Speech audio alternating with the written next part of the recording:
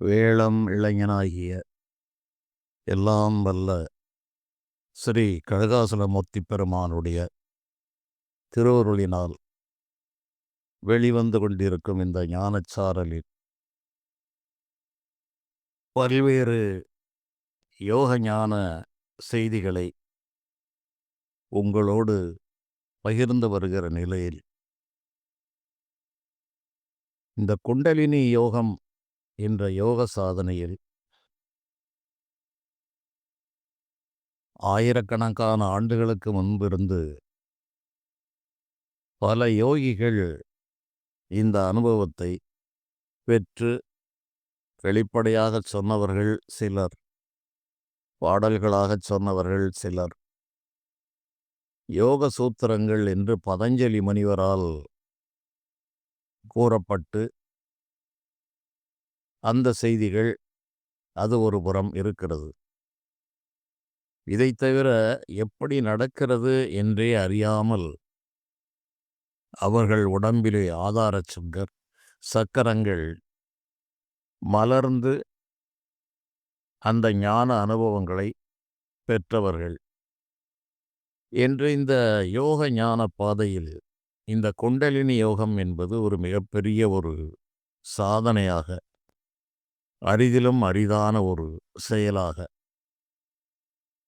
இறைவனுடைய அருள் பரிபூரணமாக இருந்தாலன்றி இதை முழுமையாக சாதித்து முடிக்க முடியாத நிலையில் இருக்கும் தன்மை பெற்றதாக விளங்குகிறது.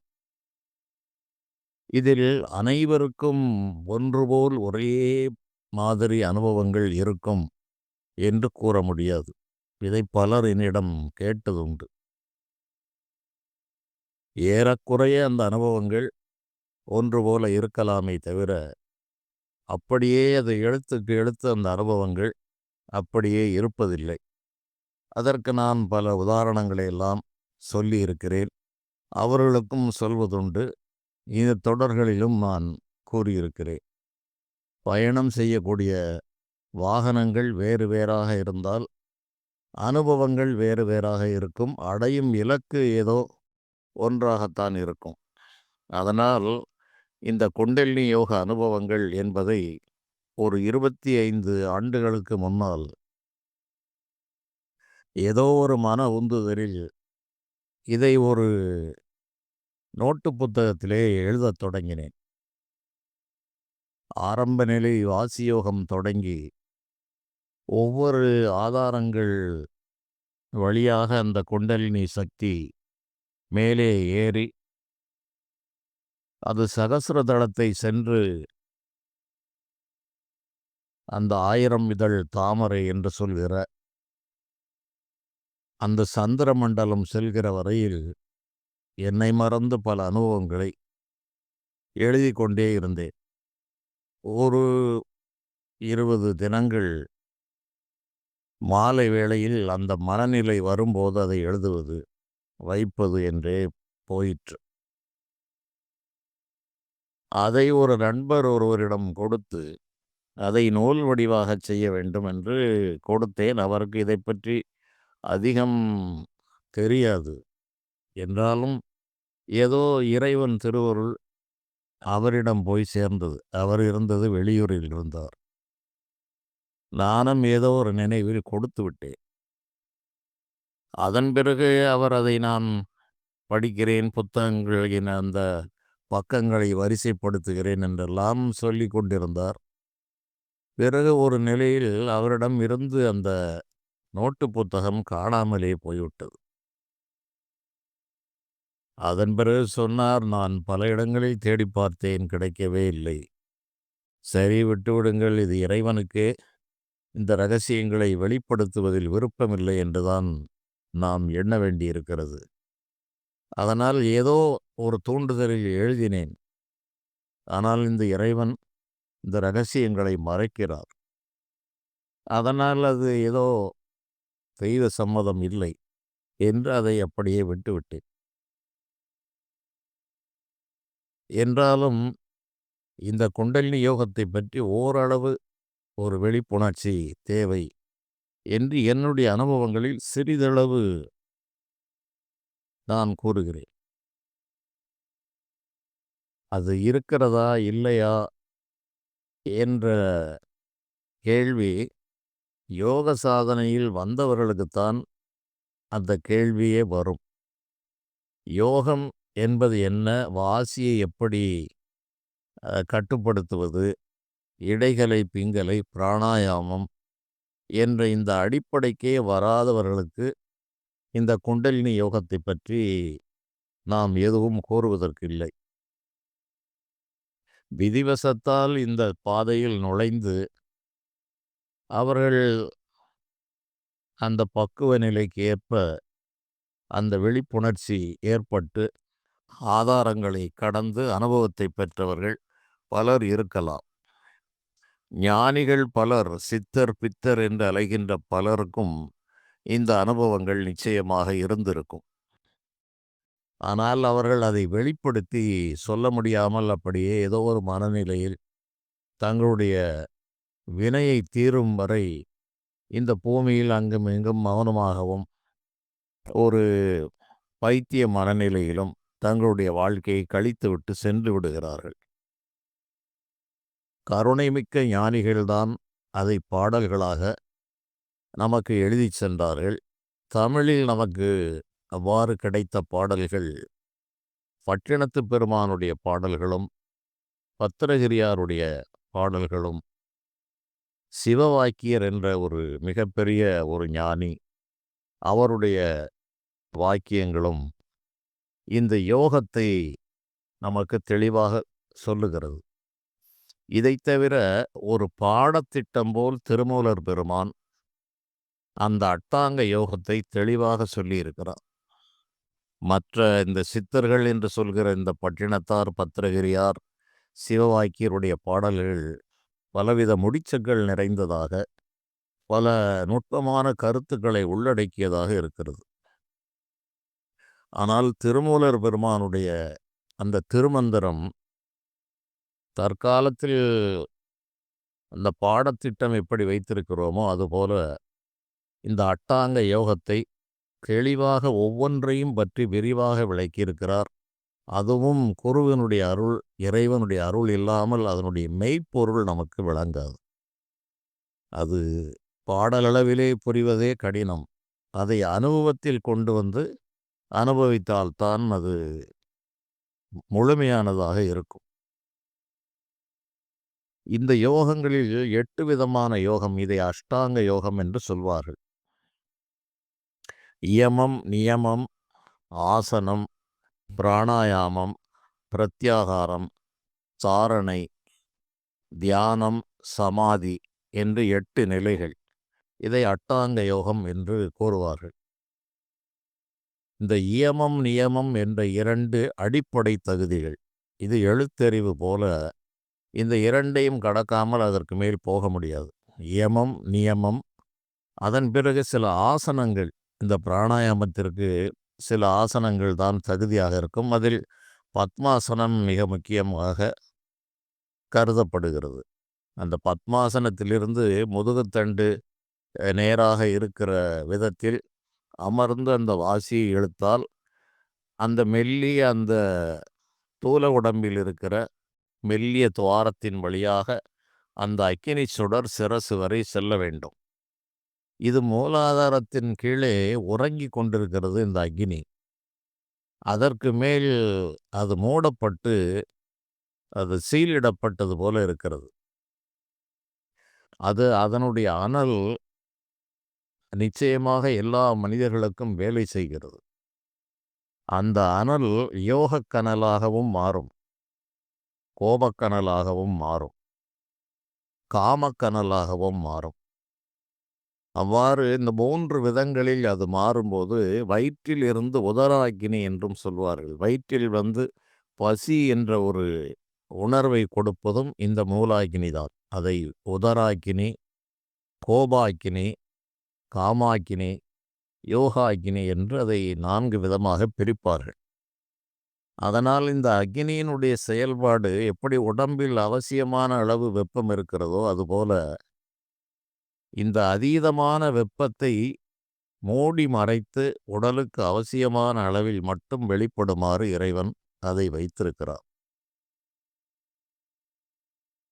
அந்த நிலையிலிருந்து அந்த மேலே மூடப்பட்ட மூடியை திறந்து அது திறக்கப்பட்டு அதனுடைய முழு வெப்ப ஆற்றலும் பீரிட்டு எழும்போது வருகிற அனுபவங்கள் அவ்வளவு சாமானியமானதல்ல.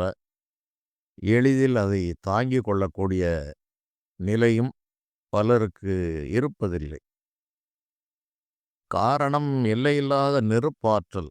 இந்த நெருப்பு தான் இறைவனுடைய வடிவம் என்றே சொல்லப்படுகிறது.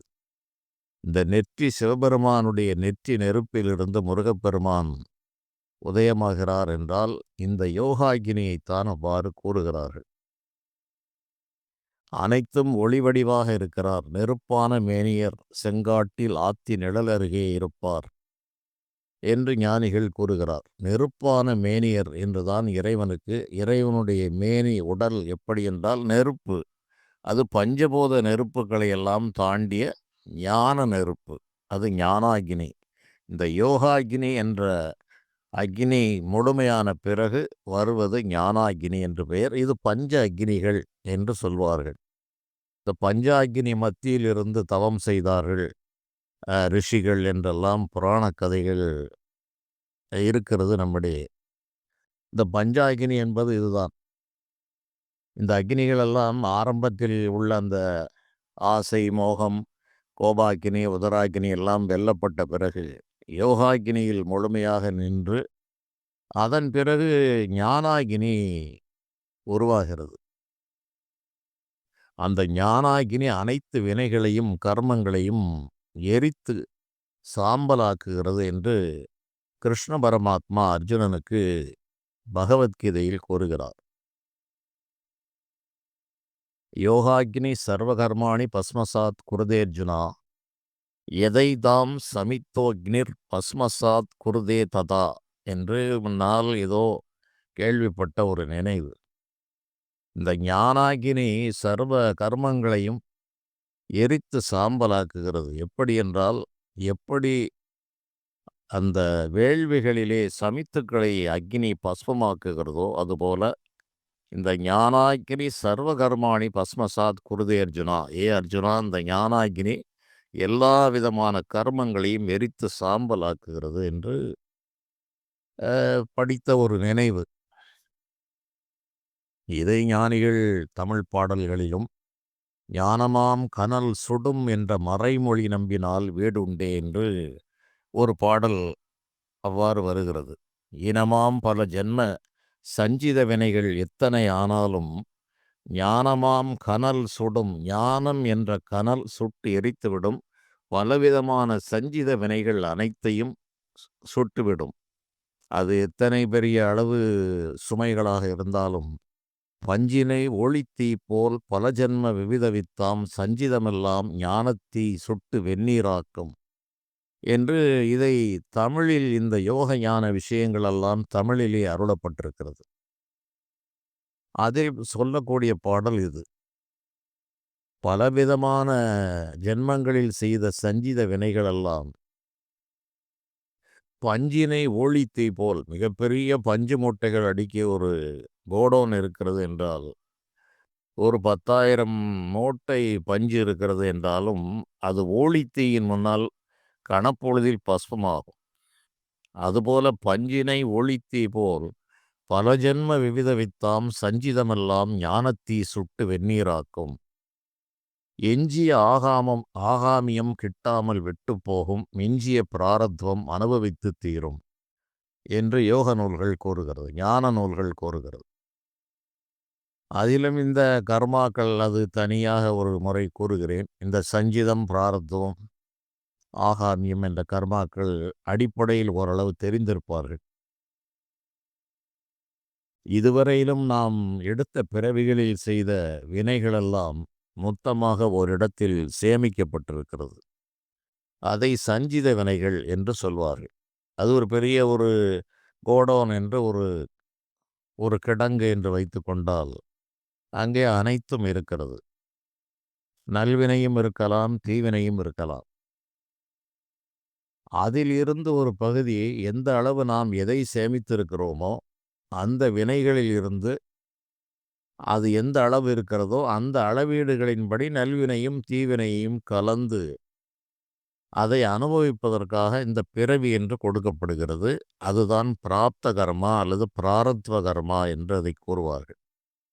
அந்த பிராரத்வ கர்மாவுக்கு வடிவம் ஏதேனும் இருக்கிறதா என்றால், இந்த உடம்பு தான் பிராரத்வ கர்மாவினுடைய வடிவம், வடிவம். இதை அநேகர் உணர்வதில்லை. இது அரிய ஞானிகளுக்கு மட்டுமே தெரிகிற ரகசியம். சஞ்சித கர்மா எங்கோ இருக்கிறது. ஆகாமியம் என்று ஒரு கர்மா என்ன என்றால், இப்போது நாம் செய்கிற வினைகள் அது சூட்சுமமாக, நுட்பமாக அந்த மொத்த சேமிப்பு கிடங்கிலே போய் சேர்ந்து விடுகிறது. நாம் அனுபவிப்பதுதான் பிராப்த கர்மா. அதுதான் இந்த உடல். இந்த உடலால், மனதால் செய்யக்கூடிய காரியங்கள் இது செயல் வடிவாக நுட்பமாக மாறி நல்வினை தீவினைகளாக மாறி மொத்த சேமிப்பிலே போய் இது சேர்ந்து விடுகிறது. இதை ஆகாமியம் என்று சொல்வார்கள். அதனால் இந்த ஆகாமிய கர்மமும் வராமல் இருக்க வேண்டும். சஞ்சித கர்மத்தை முற்றிலுமாக எரிக்க வேண்டும். பிராரத்துவ கர்மா மட்டும் அனுபவித்தே தீரும் என்று ஞானிகள் தெளிவாக கூறுகிறார்கள்.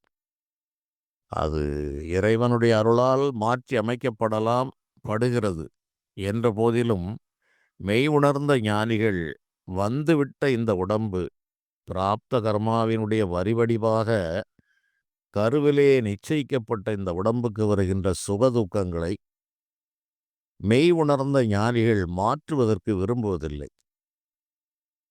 ஆனால் பிறருக்கு கருணையாலும் இரக்கத்தாலும் அவர்களுக்கு அந்த வினையினுடைய தாக்கத்தை இவர்கள் தங்களுடைய அருளை செலவழித்து குறைக்க உதவுகிறார். அந்த செயலை இறைவன் அனுமதிக்கிறார். அவ்வாறு செய்கின்ற ஞானிகள் தங்களுக்கு ஏற்பட்ட இந்த பிராப்த கர்மாவால் வருகிற சுகதுக்கங்களை பெரும்பாலும் அனுபவித்தே கழிக்கிறார்கள். அதை மாற்ற அவர்கள் முயற்சிப்பதில்லை. அதனால் இந்த யோகாக்னி இவ்வாறு இந்த உடம்பிலே செயல்படுகிறது. இந்த யோகாக்னியினால் பல விதமான அனுபவங்களை பெற்ற ஞானிகள் ராமலிங்க வள்ளலார் தன்னுடைய இளமை காலத்தில் அவர் ஒரு நிலைக்கு வந்த பிறகு பாடல்கள் பாடினார் போன்ற விஷயங்கள் தான் இன்று பேசப்படுகிறது. அவருடைய நூலில் அவர் தன்னுடைய வாழ்வினுடைய விஷயங்களை அங்கங்கே பல இடங்களில் எல்லா ஞானிகளும் குறிப்பிட்டிருக்கிறார்கள். ஈரார் ஆண்டு தொடங்கி இற்றைப் பகலின் வரையில் எளியேன் பட்ட பாட்டை நினைக்கில் இரும்பும் கரையுமே என்று வள்ளலார் பெருமான் கூறுகிறார். 12 ஆண்டு தொடங்கி இற்றைப் பகலின் வரையிலே படியில் பட்ட பாட்டை நினைக்கில் இரும்பும் கரையுமே, ஒன்று கல்லும் கரையுமே, ஒன்று இரும்பும் கரையுமே என்று இந்த அளவு நான் 12 ஆண்டுகள் இதற்காக இந்த பாடுகளை பட்டேன். அந்த கதையை கேட்டால் இரும்பும் கரைந்துவிடும், கல்லும் கரையும். அந்த அளவு துன்பங்களை அனுபவித்தேன் என்று அவர் தன்னுடைய பாடல்களில் குறிப்பிடுகிறார்.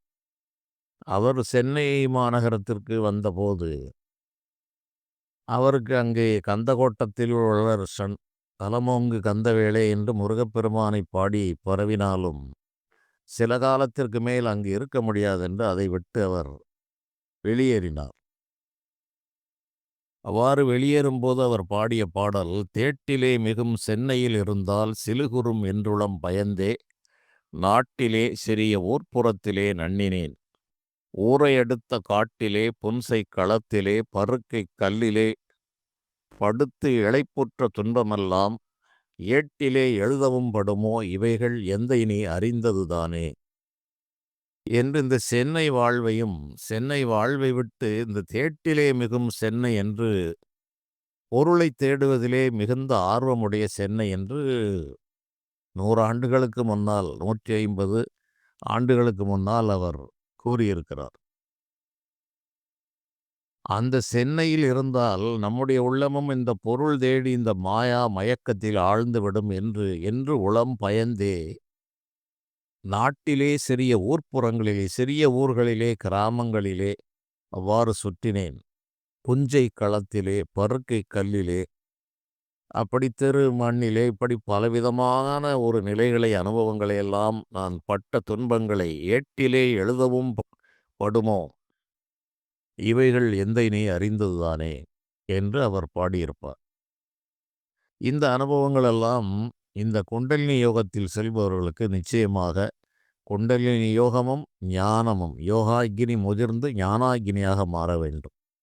அந்த யோகாக்கினியை கடந்து ஞானாக்கினி நிலைக்கு செல்லுகிற அனைவருக்கும் இந்த அனுபவங்கள் வந்திருக்கிறது என்பதை ஞானிகளுடைய பாடல்கள் வாயிலாக நாம் அறிகிறோம்.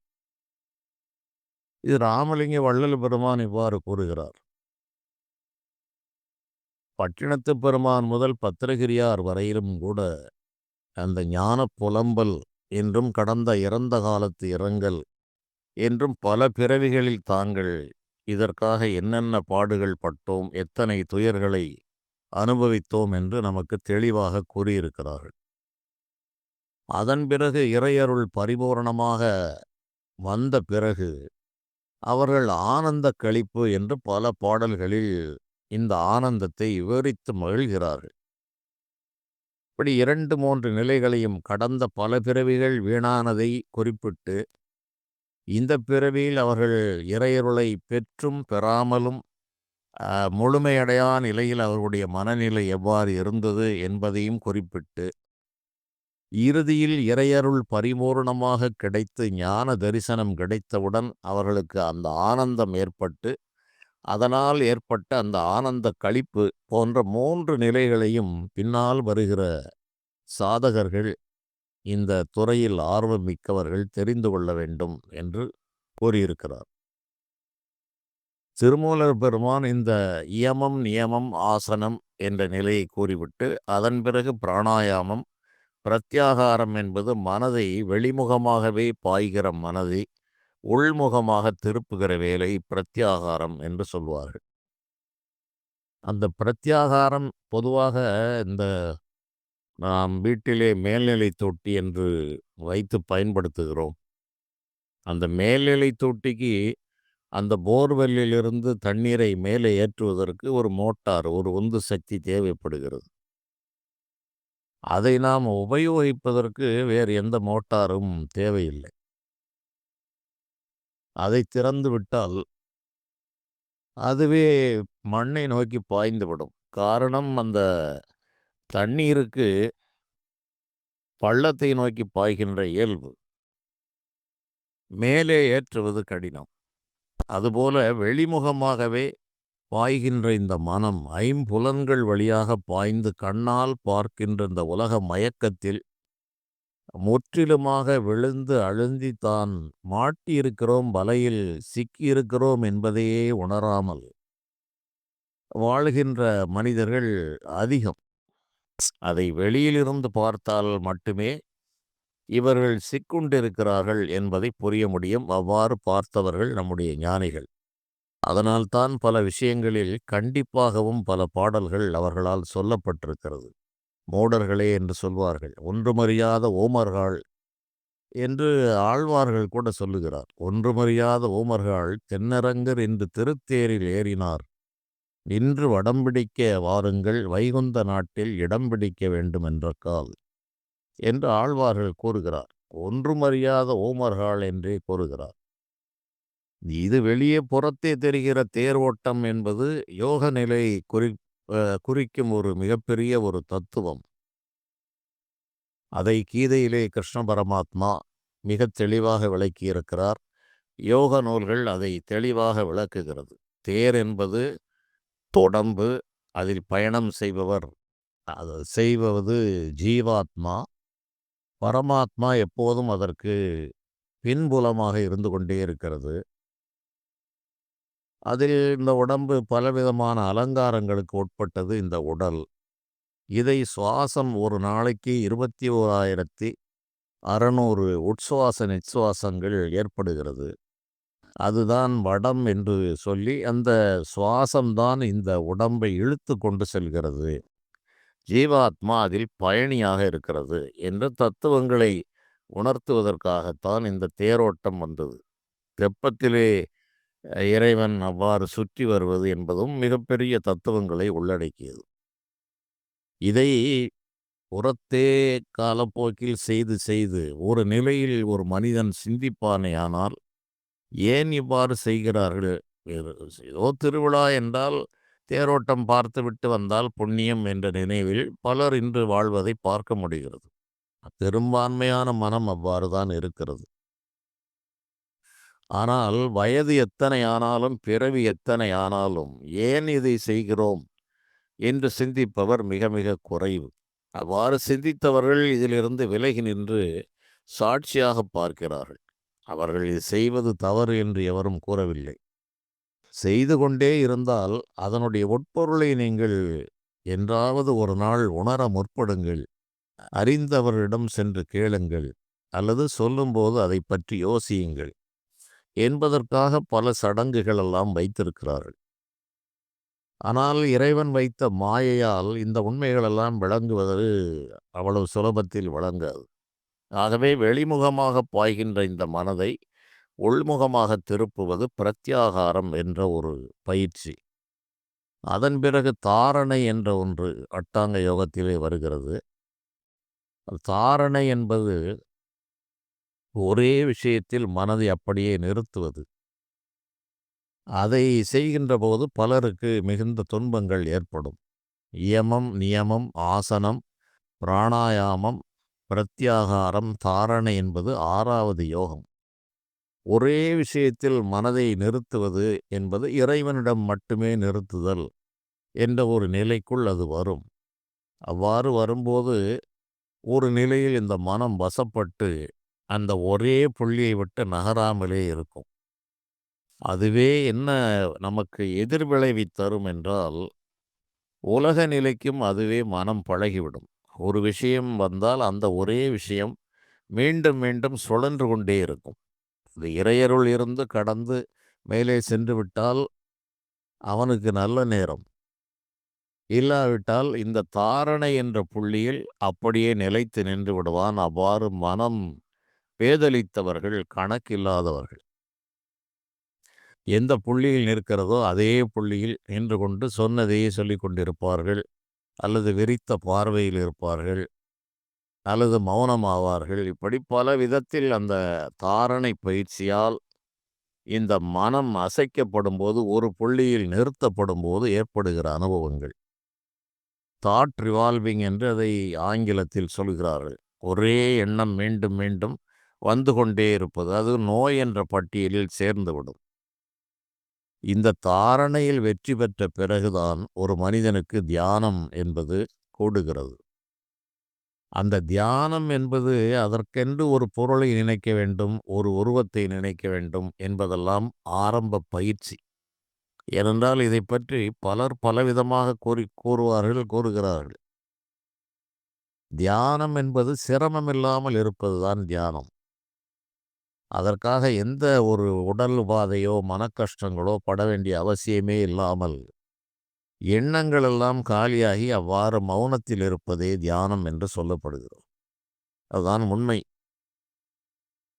ஒரே ஒரு பொருளை மனதிலே நினைப்பது என்பது தாரணை என்ற பிரிவிற்கு கீழே வருகின்ற ஒரு செயல். யம நியமங்களிலே அவையெல்லாம் வந்துவிடும். சகலவிதமான ஒழுக்க விதிகளெல்லாம் இந்த யம நியமங்களில் வந்துவிடும். அந்த உள்முகமாக திருப்புகிற செயல் கடினமானது. அதன் பிறகு தாரணை என்பதிலே இவை வந்துவிடும். தியானத்தின் முந்திய படிதான் தாரணை என்று சொல்லப்படுகிறது. அந்த கடின நிலையை தாண்டிவிட்டால் வாசி லயம் என்று ஒன்று வந்தால் இந்த மனோலயமும் இயல்பாகவே வந்துவிடும். மனோலயம் வந்த பிறகு சிந்தனை, எண்ண ஓட்டங்கள் இல்லாமல் அசைவில்லாமல் இருக்கும் மனம். அதுவே தியானம் என்று சொல்லப்படுகிறது. இந்த தியானத்திலே நெடுநேரம் நீண்ட நாழிகைகள் இருக்கிற ஒரு நிலை வந்தால் அதுவே சமாதி என்றும் சொல்லப்படுகிறது. இந்த சமாதி நிலையில் இந்த தேக உணர்வு முற்றிலும் அகன்று போகும். இந்த தியானம் முதிர்ந்தாலே தேக உணர்வு அற்றுப்போகும். சமாதி நிலையில் முற்றிலும் தேகம் இருப்பது மறந்தே போய்விடும். உன்னை நினைத்து உணர்ந்து உணர்ந்து இருந்தேன், இறந்தே விட்டது இவ்வுடம்பே என்று அருணகிரி பெருமான் கூறுகிறார். எல்லா ஞானிகளும் எல்லா அடியார்களும் யோக ஞான தத்துவங்களை தங்களுடைய பாடல்களில் அங்கங்கே மறைத்து வைத்திருப்பார்கள். இறந்தே விட்டது இவ்வுடம்பே என்று கூறுகிறார். அந்த உடம்பு இறந்து போய்விட்டது. ஆறுமுகவா சொல்லொணாது இந்த ஆனந்தமே என்று அருணகிரி பெருமானே கூறுகிறார். ஆறுமுகங்களை உடைய முருகப்பெருமானே இந்த ஆனந்தத்தை சொல்ல முடியவில்லை என்று அந்த ஆனந்த களிப்பிலே பாடுகிறார். சிந்தாகுலம் தன்னை தீர்த்தருள்வாய் என்றும் பாடுகிறார். அதே நிலையில் அந்த ஞானம் பெற்ற பிறகு இந்த ஆனந்தம் அவ்வாறு இருக்கிறது, எட்டாத பேரின்பம் என்னை விழுங்கி இருக்கிறதே என்று ஞானிகள் கூறுவார்கள். அட்டாங்க யோகமும் ஆதாரம் ஆறும் அவஸ்தை ஐந்தும் விட்டு ஏறிப்போன வெளிதனிலே வியப்பொன்று கண்டேன், வட்டாகி செம்மதிப்பால் ஊறல் உண்டு மகிழ்ந்திருக்க எட்டாத பேரின்பம் என்னை விழுங்கி இருக்கின்றதே.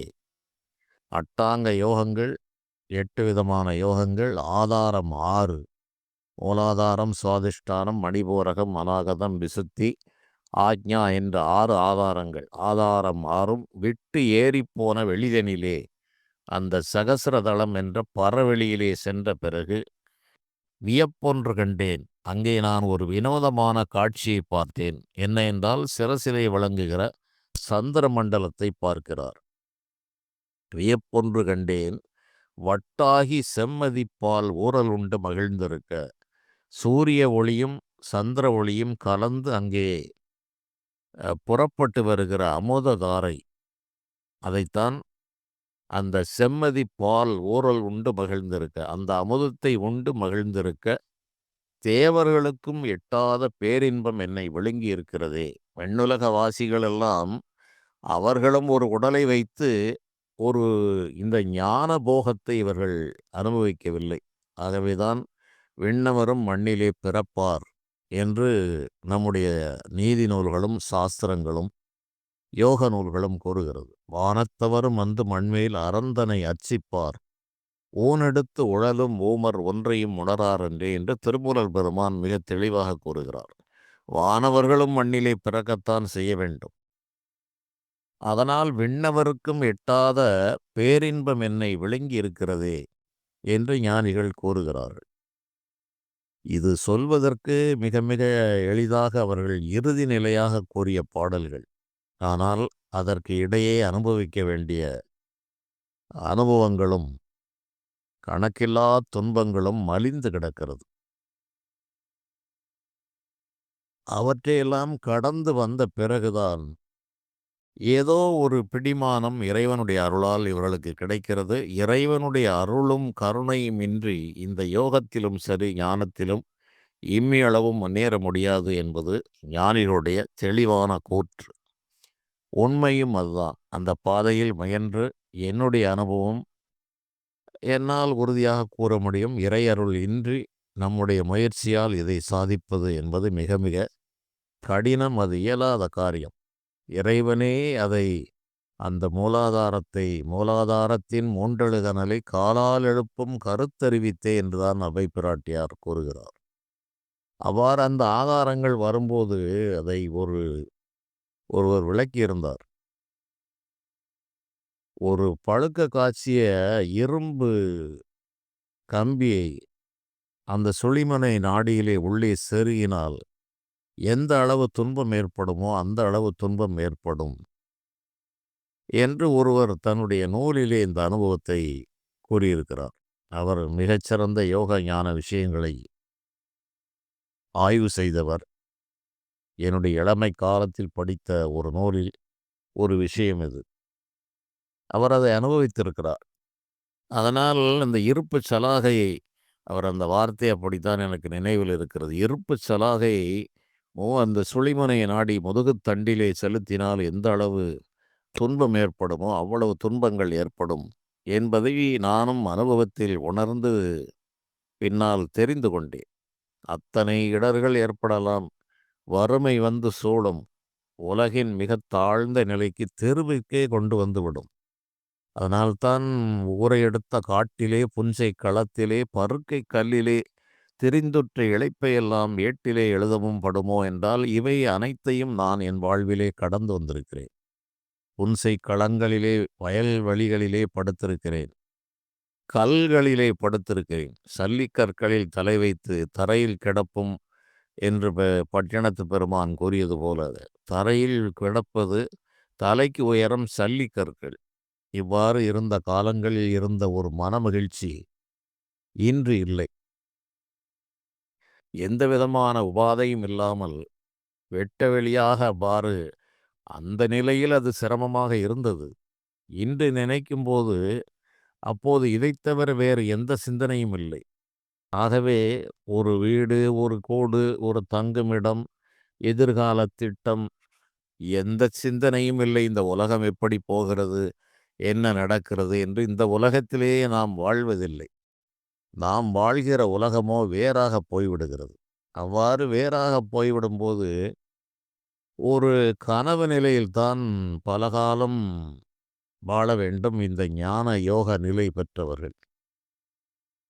அவர்கள் இந்த உலக செய்திகள் எப்போதாவது தாக்குமே தவிர அநேக நாள்கள் இப்போதெல்லாம் உலகத்திற்காக இறங்கி வந்து வேலை செய்யும் போது சில விஷயங்கள் தோன்றுகிறது. அந்த ஆரம்ப காலங்களில் இந்த இளமை காலத்தில் இந்த யோக சாதனையை செய்துவிட வேண்டும். வயது முதிர்ந்த பிறகு யோகத்திற்கு முயற்சிக்க கூடாது.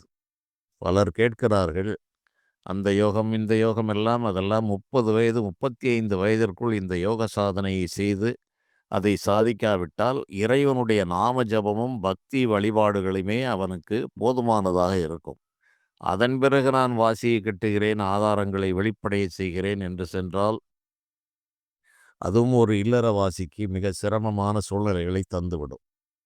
சாமானிய மனிதர்கள் பலருக்கு அவர்களை அறியாமலே இந்த மணிபூரக சக்கரம் வரை இந்த குண்டலினி சக்தி முழு வீச்சில் வராமல் சற்று வெளிப்படைந்து வரும். அது இந்த சங்கீதங்களில் பல கலைகளில் நுட்பமான அறிவு பெற்று மனம் ஒன்றி செயல்படுகிறவர்களுக்கு அவர்களை அறியாமல் இந்த மணிபூரக சக்கரம் வரை ஏறி பட்டென்று கீழே இறங்கி விடுகிற காரணத்தால் அவர்கள் உலகியலில் தலைகீழாக புரட்டி இழுக்கப்படுகிறார்கள்.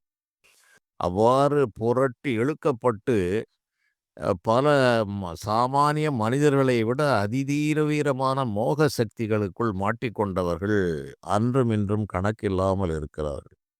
இவர்களை கிருஷ்ண பரமாத்மா யோக பிரஷன் என்று கூறுகிறார். யோகத்தில் இருந்து வழுவி போனவன் என்று கூறுகிறார்கள். இது 3வது ஆதாரம். இது சாதாரண நிலை. யோகி ஒருவனுக்கு 5வது ஆதாரம் வரை என்பது மிக சிக்கலான காலகட்டம். அதை தாண்டுவது என்பது, அதை நான் கடந்த பதிவிலே கூறியிருக்கிறேன், ஆகர்ஷ்ண எல்லையை கடப்பது போல. 6வது ஆதாரம் வரை வந்தவர்களும் கீழே இறங்கிவிடும் தன்மை ஏற்பட்டுவிடும். அதன் பிறகு முழுமையான யோக சித்தியாகி ஞானமும் சித்தியான பிறகும் இந்த உலகத்திலே வந்து நடிக்க வேண்டிய தலைவிதியும் இருக்கும். அதையும் மறுப்பதற்கில்லை. ஆகவேதான் இவர்கள் அனைவரையும் ஒரே ஃப்ரேமில் வைத்து நாம் மாட்ட முடியாது. ஒவ்வொருவருக்கும் ஒவ்வொரு செயல் பணி வழங்கப்பட்டிருக்கிறது இறைவனால். உலகத்திற்கு சொல்வதற்கென்று சிலர் இருப்பார்கள். தாங்கள் பசி ஆறிவிட்டோம் போய்விடுவோம் என்று சொல்லி போபவர்கள் இருக்கிறார்கள். அதை அரைகுறையாக சொல்லிவிடுவோம் என்பவர்கள் இருக்கிறார்கள். சென்று கேட்டால் மட்டும் சிலவற்றை சொல்லுவோம் என்ற நிலையில் இருப்பார்கள். இப்படி பலதரப்பட்ட மனிதர்களை இந்த யோக ஞான அனுபவங்களில் நாம் பார்க்கலாம். அதனால் அனைவருக்கும் ஒரே அளவுகோலை ஒருபோதும் வைக்கக்கூடாது.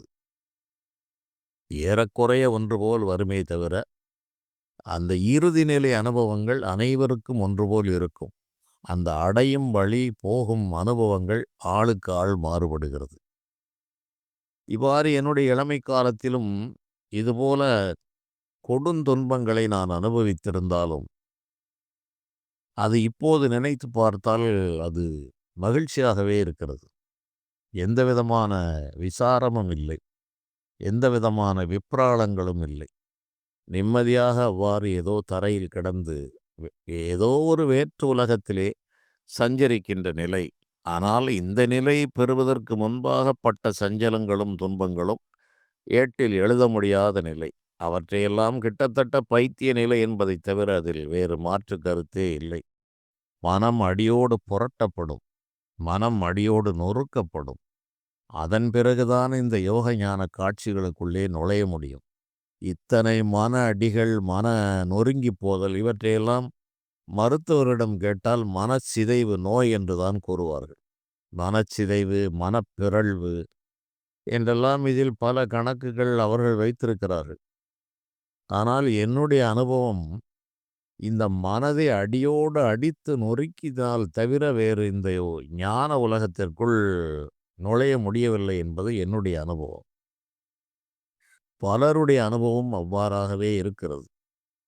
இறையருள் பரிபூர்ணமாக இருந்தால் சற்று லகுவாக அவர்களுக்கு இந்த பிரத்யாகாரம் என்று உள்முகமாக திரும்பிவிடும். அந்த ஆரம்ப கட்டம் அனைவருக்கும் சற்று சிரமத்தை கொடுத்திருக்கும். இந்த பிறவியில் இல்லாவிட்டாலும் ஒரு பிறவியில் அதை கடந்து அடுத்த பிறவிகளில் விட்ட இடத்திலிருந்து மேலே தொடருவார்கள். அதைத்தான் கிருஷ்ண பரமாத்மாவும் வலியுறுத்தி சொல்கிறார். 5 ஆதாரங்கள் வரை வந்துவிட்ட யோகி மேலே தொடர முடியாமல் மாண்டு போனால் அவன் நிலை என்ன ஆகும் கிருஷ்ணா என்று அர்ஜுனன் கேட்பதற்கு பயப்பட தேவையில்லை, விட்ட இடத்திலிருந்து மறுபிறவியில் மீண்டும் தொடருவான் என்று பரமாத்மா அதற்கு நமக்கு நம்பிக்கை தருகிறார். யோக நூல்களும் அதையே கூறுகிறது. காலான முதல் பூமி கிடைப்பதுவே வருத்தம், அது கிடைத்தால் முக்தியும் கைவந்ததாமே, மாலான பவத்தில் விழார், பிறந்து மெல்ல மெல்ல வந்து வீடு சேர்வார் என்று ஞான நூல்கள் கூறுகிறது. அந்த முதல் யோக பூமியில் நுழைவதுதான் கடினம். அது திறந்து வழிவிட்டால் வழிக்கு வழிக்கு கீழே விழுந்தாலும் ஏதோ ஒரு பிறவியில் அவன் வீடு வந்து சேர்ந்து விடுவான் என்று நம்பிக்கை தெரிவிக்கிறார்கள். நான் இன்று சொல்ல வந்ததை மிக உயர்ந்த ஞான நிலையை சிறிது சொல்லியிருக்கிறேன். அதில் பட்ட கஷ்ட நஷ்டங்களை ஒரு 5-6 தொடர்களில் சொல்லலாம். அந்த அளவு இருக்கிறது. சுருக்கமாக சொன்னால் சாதாரண மனிதருடைய மனதிற்கும் இந்த யோக ஞானத்தில் போனவனுடைய மனதிற்கும் நிச்சயமாக ஒற்றுமை இருக்காது. இந்த மனம் அடித்து நொறுக்கி தலைகீழாக மாற்றப்பட்டால் அன்றி இந்த யோக ஞான விஷயங்களும் இந்த அதீதமான காட்சிகளும் பின்னால் வரப்போவதை தெரிவது, பலவிதமான காட்சிகளை காண்பது, பூர்வ ஜென்ம நினைவுகளுக்குள் செல்வது, போவது, வருவது என்ற அனைத்து காரியங்களும் இவை சாதாரணமாகத்தான் சொல்லப்பட்டிருக்கிறது. இதற்கை தாண்டிய நிலை ஞானம். ஆனால் இந்த விஷயங்களெல்லாம் வர வேண்டும் என்றால் இந்த புற உலகிலே பாயும் மனம் அடித்து நொறுக்கப்பட்டு அகமுகமாக திரும்ப வேண்டும். அவ்வாறு அகமுகமாக திரும்பிய பிறகு இவர்களுக்கு கிடைக்க வேண்டிய பயிற்சிகள் கணக்கில்லாமல் இருக்கிறது. அவற்றையெல்லாம் தாண்டி தெளிய வேண்டும். ஒரு கலங்கிய குட்டையாக கலங்கி அதன் பிறகு தெளிய வேண்டும். இவ்வாறு சென்றவர்களை உலகம் தெளிவாக பைத்தியம் என்ற முத்திரையை குத்துவதில் சந்தேகத்திற்கு இடமே இல்லை. அதில் தவறும் இருப்பதாக எனக்கு தெரியவில்லை. காரணம், அவர்களுடைய மனம் ஒரு நிலையில் இயங்குகிறது.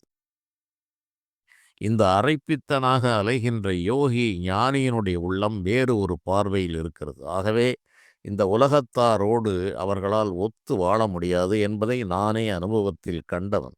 இன்றளவும் அது அவ்வாறு தான் இருக்கிறது. இணங்க வேண்டாம் இனி உலகோருடன் என்றே திருமூலர் பெருமான் கூறுகிறார். இந்த உலக ஆசை வயப்பட்ட மனிதர்களோடு இணங்கத் தேவையில்லை. நுணங்கிய கேள்வியும் நூல்களும் என் செய்யும், இணங்க வேண்டாம் பிதற்றை ஒழியுமே என்கிறார். இணங்க வேண்டாம் இனி உலகோருடன், நுணங்கிய கேள்வியும் நூல்களும் என் செய்யும், வணங்க வேண்டாம் வடிவை அறிந்தபின், உன்னுடைய ஆத்ம தரிசனம் என்று இறை தரிசனத்தை நீ என்று ஞான காட்சியாக கண்டுவிட்டாயோ அதன் பிறகு வேறு ஒரு புறத்தே ஒரு பொருள் இருக்கிறது என்று நீ வணங்க வேண்டாம் வடிவை அறிந்தபின். பிணங்க வேண்டாம் பிதற்றை ஒழியுமே. மனிதர்களோடு இது சரி அது தவறு என்று வாத பிரதிவாதங்கள் செய்ய வேண்டாம், விட்டுவிடு என்றே கூறுகிறார்.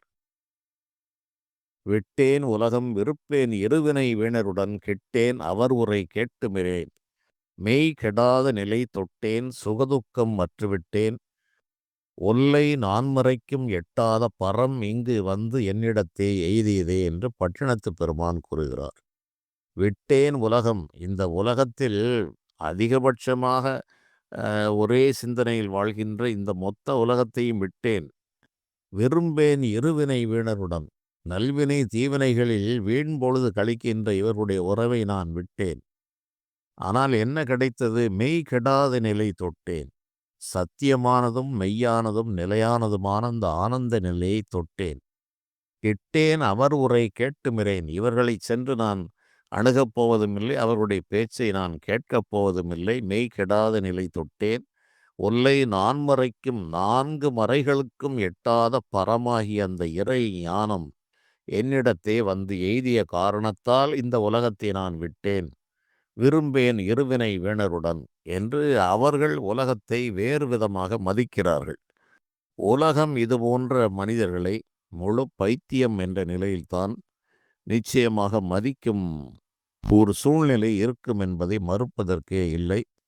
அதை பரிபூர்ணமாக நான் அனுபவித்தவன், அதை கடந்து வந்தவன், ஒவ்வொரு நாளும் அதை நான் உணர்ந்து கொண்டே இருப்பவன்.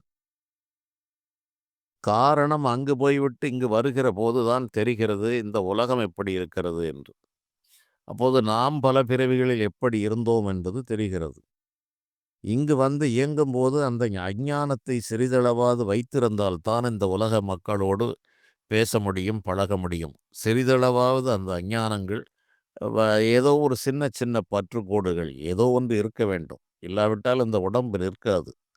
ஆசைகளும் நில்லாது, ஐம்புலனும் நில்லாது, செம்புடலும் நில்லாது இனி என்றே யோகிகள் கூறுகிறார்கள். ஆசை இருக்காது, ஆசை இல்லாவிட்டால் ஐம்புலன் இருக்காது, ஐம்புலன் இல்லாவிட்டால் இந்த உடம்பும் இருக்காது, உடம்பு மறைந்து விடும். இந்த வினையும் ஆசையும் இருக்கிற வரை அதை அனுபவிப்பதற்குத்தான் அந்த உடம்பு. இங்கு ஒரு குறிக்கோளும் இல்லை, ஒன்றை பற்றியும் கவலை இல்லை என்ற நிலை வந்தால் உடம்பு தானே போய்விடும். இப்படியெல்லாம் இதில் பெரிய மாய புதிர்கள் இருக்கிறது. ஓரளவு இதில் தெளிவு கிடைக்க வேண்டும் என்று என்னுடைய அனுபவங்களில் மிகச்சிறிய அளவு நான் கூறியிருக்கிறேன். மேலும் வருகின்ற தொடர்களில் இதை பற்றி என்னுடைய அனுபவங்களை, ஞானிகளுடைய அனுபவங்களையும் தருகிறேன். மேலும் பார்க்கலாம். நன்றி.